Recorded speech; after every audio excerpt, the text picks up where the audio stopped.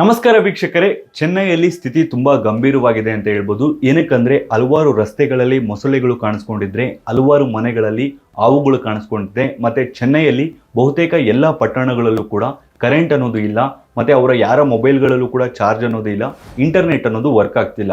ನೀವೇನಾದ್ರೂ ಬೇರೆ ಕಡೆಯಿಂದ ಚೆನ್ನೈಲಿರೋರಿಗೆ ಕಾಲ್ ಮಾಡ್ಬೇಕಂದ್ರೂ ಕೂಡ ಅವರ ಮ್ಯಾಕ್ಸಿಮಮ್ ಮೊಬೈಲ್ಗಳೆಲ್ಲ ಸ್ವಿಚ್ ಆಫ್ ಆಗಿದೆ. ಮತ್ತೆ ತುಂಬಾ ಜನರಿಗೆ ಈಗಲೂ ಕೂಡ ಊಟ ಅನ್ನೋದು ಸರಿಯಾಗಿ ಸಿಗ್ತಿಲ್ಲ. ಹಾಗಿದ್ರೆ ಚೆನ್ನೈಯಲ್ಲಿ ಏನಾಗ್ತಿದೆ? ಮುಂದಿನ ದಿನಗಳಲ್ಲಿ ನಮ್ಮ ಬೆಂಗಳೂರು ಕೂಡ ಚೆನ್ನೈ ರೀತಿ ಆಗುವಂತ ಎಲ್ಲ ಲಕ್ಷಣಗಳು ಕಾಣಿಸ್ತಿದೆ. ಹಾಗಿದ್ರೆ ಕಂಪ್ಲೀಟ್ ಸುದ್ದಿ ಏನು ಅಂತ ಈ ವಿಡಿಯೋದಲ್ಲಿ ತಿಳಿಸ್ಕೊಡ್ತೀನಿ. ಅದಕ್ಕಿಂತ ಮೊದಲು ಈ ವಿಡಿಯೋದ ಪ್ರಾಯೋಜಕರು ವರ್ಧನ ಆರ್ಗ್ಯಾನಿಕ್ಸ್ ಅವರ ಶುದ್ಧ ಗಾಣದ ಕೊಬ್ಬರಿ ಎಣ್ಣೆ. ನಿಮ್ಗೆ ಏನಾದರೂ ತಲೆ ಕೂದಲು ಉದುರುವಿಕೆ ಸಮಸ್ಯೆ ಇದ್ರೆ ನೀವು ಈ ಎಣ್ಣೆನ ಬಳಸೋದ್ರಿಂದ ತಲೆ ಕೂದಲು ಉದುರುವಿಕೆ ನಿಂತು ಹೊಸ ಕೂದಲು ಬೆಳೆಯೋದ್ರಲ್ಲೂ ಕೂಡ ಸಹಾಯ ಮಾಡುತ್ತೆ. ಮತ್ತೆ ಮೇಯ್ನ್ ಆಗಿ ಇದು 100% ಪ್ಯೂರ್ ಇರೋದ್ರಿಂದ ನೀವು ಡೈರೆಕ್ಟ್ ಆಗಿ ಕುಡಿಬಹುದು ಅಥವಾ ಅಡುಗೆಗೂ ಕೂಡ ಬಳಸಬಹುದು. ಸಹಜವಾಗಿ ಏರ್ ಫಾಲ್ ಅನ್ನೋದು ಏನಕ್ಕಾಗುತ್ತೆ ಅಂದ್ರೆ ಮಾರ್ಕೆಟ್ ಅಲ್ಲಿ ಸಿಗುವಂತ ಬಹುತೇಕ ಎಲ್ಲಾ ಕೊಬ್ಬರಿ ಎಣ್ಣೆಗಳಲ್ಲೂ ಕೂಡ ವೈಟ್ ಆಯಿಲ್ ಅನ್ನೋದು ಮಿಕ್ಸ್ ಆಗಿರುತ್ತೆ. ಅದಕ್ಕೋಸ್ಕರ ನೀವು ಆದಷ್ಟು ಗಾಣದ ಎಣ್ಣೆಯನ್ನು ಬಳಸಿ. ಸೊ ನಿಮಗೆ ಏರ್ ಫಾಲ್ ಅನ್ನೋದು ಕೂಡ ನಿಲ್ಲುತ್ತೆ. ಮತ್ತೆ ಅಡುಗೆಗೂ ಕೂಡ ಕೊಬ್ಬರಿ ಎಣ್ಣೆ ಬಳಸೋದ್ರಿಂದ ನಿಮ್ಮ ಆರೋಗ್ಯ ಅನ್ನೋದು ಕೂಡ ಅಭಿವೃದ್ಧಿ ಆಗುತ್ತೆ. ಸೊ ಸುದ್ದಿ ಏನಂತ ನೋಡೋದಾದ್ರೆ, ಚೆನ್ನೈಯಲ್ಲಿ 2015ರಲ್ಲಿ ಇದೇ ರೀತಿ ಒಂದು ಪ್ರವಾಹ ಆಗಿತ್ತು. ಈಗ ಮತ್ತೆ ಪ್ರವಾಹ ಜಾಸ್ತಿ ಆಗ್ತಿದೆ ಅಂತ ಹೇಳ್ಬೋದು. ಏನಕ್ಕಂದ್ರೆ ಮೇಯ್ನ್ ಆಗಿ ಚೆನ್ನೈಯಲ್ಲಿ ಸರಿಸುಮಾರು 84 ಸೆಂಟಿಮೀಟರ್ ಮಳೆ ಆಗ್ತಿತ್ತು. ಆದರೆ ಈ ಬಾರಿ ಏನಾಗಿದೆ ಅಂದ್ರೆ ಸೈಕ್ಲೋನ್ ಇರೋ ಕಾರಣದಿಂದ 100 ಸೆಂಟಿಮೀಟರ್ಗೂ ಹೆಚ್ಚು ಮಳೆ ಈಗಾಗಲೇ ಆಗಿದೆ. ಮತ್ತೆ ಮೇಯ್ನ್ ಆಗಿ ಚೆನ್ನೈಯಲ್ಲಿ ಯಾಕೆ ಪ್ರವಾಹ ಆಗುತ್ತೆ, ಪದೇ ಪದೇ ಯಾಕೆ ಪ್ರವಾಹ ಆಗುತ್ತೆ ಅಂತ ತಿಳ್ಕೋಬೇಕು ಅಂದ್ರೆ ನಮ್ಮ ಬೆಂಗಳೂರನ್ನ ಅರ್ಥ ಮಾಡ್ಕೋಬೇಕು. ಬೆಂಗಳೂರು ಸಮುದ್ರ ಮಟ್ಟಕ್ಕಿಂತ ಸರಿಸುಮಾರು 920 ಮೀಟರ್ ಎತ್ತರದಲ್ಲಿದೆ. ಆದರೂ ಕೂಡ ಬೆಂಗಳೂರಲ್ಲಿ ಪ್ರವಾಹಗಳು ಆಗ್ತಿರುತ್ತೆ. ಏನಕ್ಕಂದ್ರೆ ಇವಾಗ ಸಹಜವಾಗಿ ಹಳ್ಳಿಗಳಲ್ಲಿ ಎಲ್ಲೂ ಕೂಡ ಪ್ರವಾಹ ಅನ್ನೋದು ಆಗೋದಿಲ್ಲ, ಸಿಟಿಗಳಲ್ಲೇ ಪ್ರವಾಹ ಆಗುತ್ತೆ. ಏನಕ್ಕಂದ್ರೆ ಇವಾಗ ಹಳ್ಳಿಗಳಲ್ಲಿ ಮಳೆ ಬಿದ್ದರೆ ಭೂಮಿ ಅನ್ನೋದು ನೀರನ್ನ ಹಿಂಗಿಕೊಳ್ಳುತ್ತೆ. ಆದರೆ ಸಿಟಿಗಳಲ್ಲಿ ಬಹುತೇಕ ಎಲ್ಲ ಕಡೆ ಕೂಡ ಬಿಲ್ಡಿಂಗ್ಗಳಿರುತ್ತೆ, ಬಹುತೇಕ ಎಲ್ಲ ಕಡೆ ಕೂಡ ರಸ್ತೆಗಳಿರುತ್ತೆ, ಮತ್ತೆ ಕಾಂಕ್ರೀಟ್ ರೋಡ್ಗಳಿರುತ್ತೆ.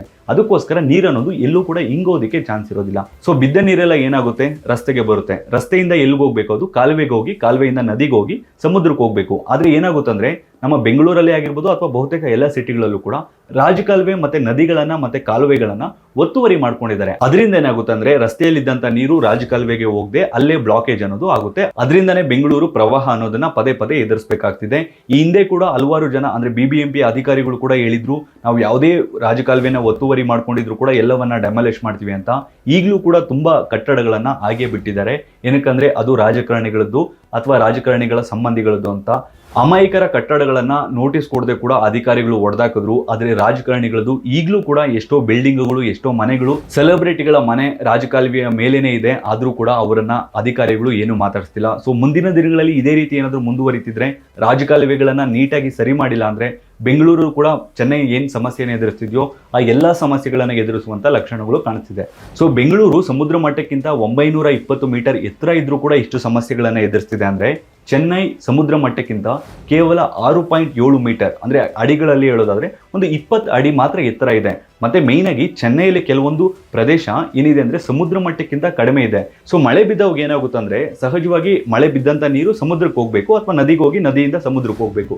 ಆದ್ರೆ ಚೆನ್ನೈಯಲ್ಲಿ ಯಾವ ರೀತಿ ಇರುತ್ತೆ ಅಂದ್ರೆ ಸಮುದ್ರ ಮಟ್ಟಕ್ಕಿಂತ ಕೆಲವೊಂದು ಪ್ರದೇಶಗಳು ಕಡಿಮೆ ಇರೋದಕ್ಕೆ ಸೊ ಬಿದ್ದ ನೀರು, ಮಳೆ ನೀರು ಅಲ್ಲೇ ಇರೋದಲ್ಲದೆ ಸಮುದ್ರದಲ್ಲಿ ಏನಾದರೂ ನೀರು ಫ್ಲೋ ಅನ್ನೋದು ಜಾಸ್ತಿ ಆಯಿತು ಅಂದ್ರೆ ರಿವರ್ಸ್ ಬರೋ ಚಾನ್ಸ್ ಕೂಡ ಇರುತ್ತೆ. ಅಂದ್ರೆ ಸಮುದ್ರದ ನೀರು ಚೆನ್ನೈಗೆ ಬರುವಂತ ಚಾನ್ಸ್ ಕೂಡ ಇರುತ್ತೆ. ಮತ್ತೆ ಅಷ್ಟೇ ಅಲ್ಲದೆ ಚೆನ್ನೈಯಲ್ಲೂ ಕೂಡ ಹಲವಾರು ನದಿಗಳನ್ನ ಒತ್ತುವರಿ ಮಾಡ್ಕೊಂಡಿದ್ದಾರೆ. ಆನಂತರ ನೋಡ್ಕೊಳ್ಳೋದಾದ್ರೆ NDRF ಕೂಡ ತನ್ನ ಕೈಯಲ್ಲಿ ಎಷ್ಟಾಗುತ್ತೋ ಅಷ್ಟು ಹೆಲ್ಪ್ ಮಾಡ್ತಿದ್ದಾರೆ. ಮತ್ತೆ ಯಾರ್ಯಾರು ಚೆನ್ನೈಗಿಂತ ಸ್ವಲ್ಪ ದೂರದಲ್ಲಿದ್ದಾರೋ ಅವ್ರು ಬೇರೆ ಕಡೆಯಿಂದ ಎಲ್ಲ ಕೂಡ ಊಟಗಳನ್ನ ಮಾಡ್ಕೊ ಬಂದು ಚೆನ್ನೈಯಲ್ಲಿ ಯಾರು ನಿರಾಶ್ರಿತರಿದ್ದಾರೋ ಅವ್ರಿಗೆಲ್ಲರಿಗೂ ಕೂಡ ಸಹಾಯ ಮಾಡೋದಕ್ಕೆ ಟ್ರೈ ಮಾಡ್ತಿದ್ದಾರೆ. ಮತ್ತೆ ಇದುವರೆಗೂ ಸರಿಸುಮಾರು 4,000 ಕೋಟಿ ಲಾಸ್ ಆಗಿದೆ ಈ ಪ್ರವಾಹದಿಂದ ಅಂತ ಹೇಳ್ಬಿಟ್ಟು ತಮಿಳುನಾಡು ಸರ್ಕಾರ ಹೇಳ್ತಿದೆ.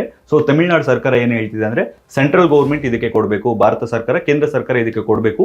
ಅಂದ್ರೆ 4,000 ಕೋಟಿ ಜೊತೆ ಇನ್ನೊಂದು 1,000 ಕೋಟಿ ಹಾಕಿ, ಅಂದ್ರೆ ಇನ್ನು ಮುಂದಿನ ದಿನಗಳಲ್ಲಿ ಆಗುವಂತ ಹಾನಿಗೂ ಸೇರಿಸಿ ಸರಿಸುಮಾರು 5,000 ಕೋಟಿಯನ್ನ ತಮಿಳುನಾಡು ಸರ್ಕಾರ ಕೇಂದ್ರ ಸರ್ಕಾರದ ಬಳಿ ಮನವಿಯನ್ನ ಮಾಡ್ಕೊಳ್ತಿದೆ. ದಯವಿಟ್ಟು ನಾವು ನೀವೆಲ್ಲ ಇದರಿಂದ ಅರ್ಥ ಮಾಡ್ಕೋಬೇಕಾಗಿರೋದೇನಂದ್ರೆ ಪ್ರಕೃತಿ ಮುಂದೆ ನಾವೆಲ್ಲ ಸೊನ್ನೆ. ಪ್ರಕೃತಿ ಅನ್ಕೊಂಡ್ರೆ ಏನ್ ಬೇಕಾದ್ರೂ ಮಾಡ್ಬೋದು. ಸೊ ದಯವಿಟ್ಟು ಇನ್ಮುಂದೆ ಆದ್ರೂ ಅಂದ್ರೆ ರಾಜಕಾಲುವೆಯನ್ನ ಒತ್ತುವರಿ ಮಾಡ್ಕೊಂಡಿರೋರಾಗಿರ್ಬೋದು ಅಥವಾ ಕೆರೆಗಳನ್ನ ಒತ್ತುವರಿ ಮಾಡ್ಕೊಂಡಿರೋರಾಗಿರ್ಬೋದು ಅಥವಾ ನದಿಗಳನ್ನ ಮುಚ್ಕೊಂಡು ಹೊಲಗಳನ್ನ ಮಾಡ್ಕೊಂಡಿರೋರಾಗಿರ್ಬೋದು, ಯಾವತ್ತೇ ಆಗ್ಲಿ ಪ್ರಕೃತಿಗೆ ಅಂದ್ರೆ ಆ ನದಿಗೆ ಗೊತ್ತಿರುತ್ತೆ ನನ್ನ ಜಾಗ ಎಷ್ಟಿರುತ್ತೆ ಅಂತ. ಸಹಜವಾಗಿ ನದಿಗಳಲ್ಲಿ ಬಿಲ್ಡಿಂಗ್ಗಳನ್ನ ಕಟ್ಕೊಬಿಡ್ತಾರೆ, ಅಂದ್ರೆ ನದಿಗಳನ್ನ ಮುಚ್ಚಿ. ನದಿಗೆ ಯಾವಾಗಲಾದ್ರೂ ನೀರು ಅನ್ನೋದು ಜಾಸ್ತಿ ಆಯ್ತು ಅಂದ್ರೆ ಆ ಬಿಲ್ಡಿಂಗ್ಗಳು ಅನ್ನೋದು ಕೊಚ್ಕೊಂಡು ಹೋಗುತ್ತೆ. ಸೊ ಇನ್ಮುಂದೆ ಆದ್ರೂ ನಮ್ಮ ಜನಗಳು ಎಚ್ಚೆತ್ಕೋಬೇಕು.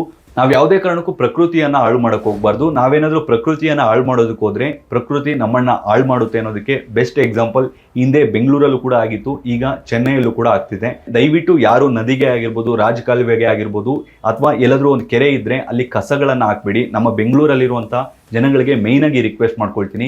ಮತ್ತೆ ಈಗಲೂ ಕೂಡ ನಮ್ಮ ಬೆಂಗಳೂರಲ್ಲಿ ಹಲವಾರು ಕಡೆ ರಸ್ತೆಗಳಲ್ಲೇ ಕಸಗಳನ್ನ ಹಾಕ್ತಿದ್ದಾರೆ. ಅಂದ್ರೆ ಬೆಂಗಳೂರಿಗೆ ಇಡೀ ವಿಶ್ವಾದ್ಯಂತ ಹೆಸರಿದೆ, ಆದ್ರೆ ಆ ಹೆಸರನ್ನ ನಮ್ಮ ಜನಗಳೇ ಹಾಳು ಮಾಡ್ತಿದ್ದಾರೆ.